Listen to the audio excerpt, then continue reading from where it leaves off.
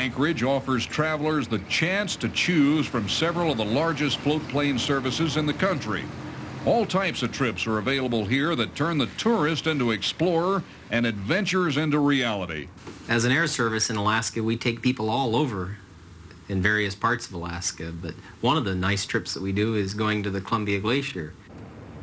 Of all the sights available for a flight see, the Columbia Glacier is a supreme spectacle, and an on-site inspection is the only way to appreciate this eighth wonder of the world.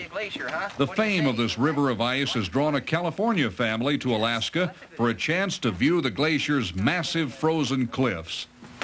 Here we go.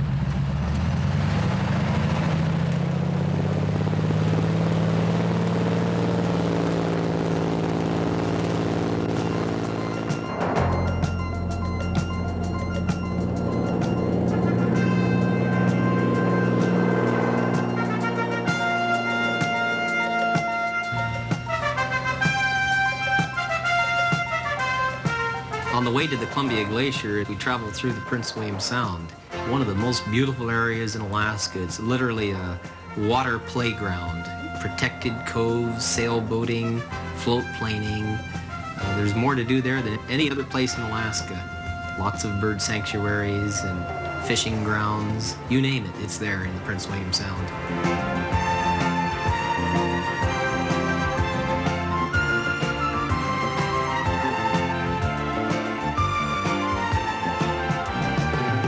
On the way down to the Columbia Glacier, we usually see a lot of aquatic birds nesting. Sometimes we stop by these nest sites and look at the birds and just add something, a different experience to the people's tour.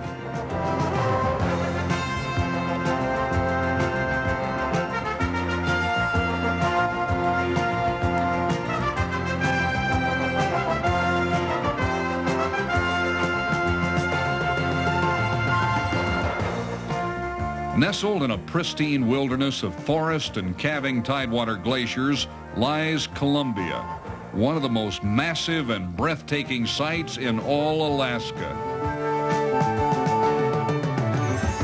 When we finally see the Columbia Glacier break into view, usually you hear little gasps behind you, much as if someone has just seen a beautiful woman.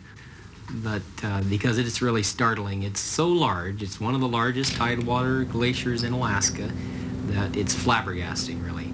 And the first impression is most people drop their cameras, and it takes them a few minutes to realize that I better get this on film, I may never see anything like this again. And they're scrambling. Most people run out of film about halfway through seeing the Columbia Glacier, and they scramble to put more film in their camera, because all you really hear as a pilot are oohs, ahs, gasps, and clicking sounds. A wide-angle lens can hardly do justice to a spectacle 5 times the width of the Golden Gate Bridge and 25 stories high.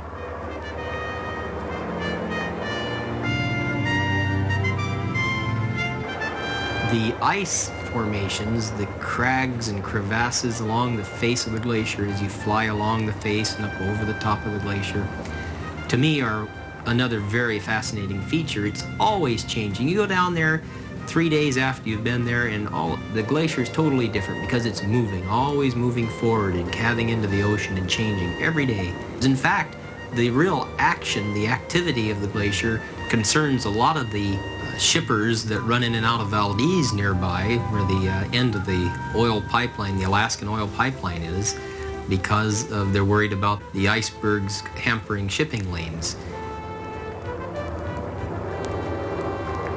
We always fly right along the face of the glacier, which is about 350 feet high, and you can see the crevassing, the crevices in the ice, and the deep blue color of the Columbia Glacier. And you don't see blue like that in nature very rarely. You see it in the sky, and you see it in glaciers. And the big pools of water look like almost like Hollywood swimming pools from the air. They're absolutely beautiful. You don't even see it in lakes like that. It's very unusual, and it just simply is because of its density. It's reflecting the color of the sky, the blue color.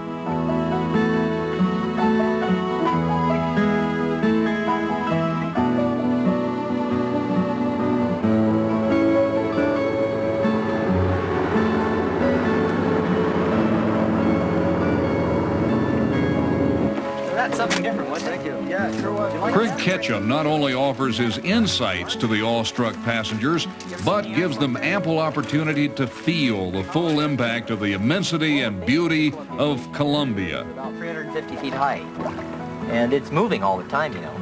That's, in fact, it may even crack off. You may hear a big boom of a piece of ice cracking off. It moves at a certain number of inches a year. In fact, they're really watching it because it's one of the fastest receding glaciers in Alaska. The problem with getting any closer to the glacier than this with our float planes is that when the big pieces of ice, and they can be cubic tons, you know, maybe 50 by 50 foot chunks falling into the water, they produce these terrific waves in the water, and you can literally be washed up on the beach. So we stay a pretty healthy distance away from it. Oh, there goes Sounds one like now. thunder. Yeah.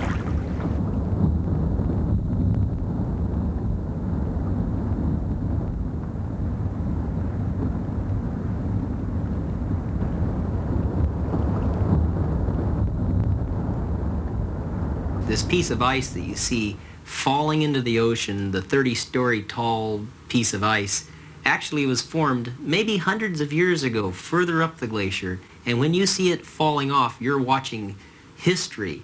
This piece of ice may have formed in King Arthur's time, as far as that goes, and you're watching it being destroyed, falling into the ocean after all those years and years, and that to me is fascinating.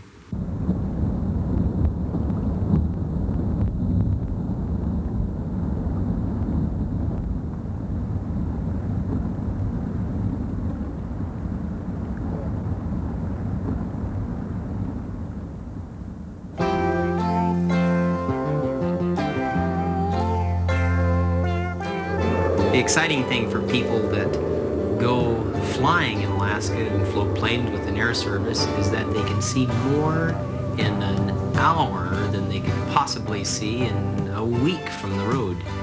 The accessibility of Alaska is at your fingertips with the air service and with the float plane. You can land in places where man has never gone before, really. You're totally in an outdoor wilderness that very few people get to experience.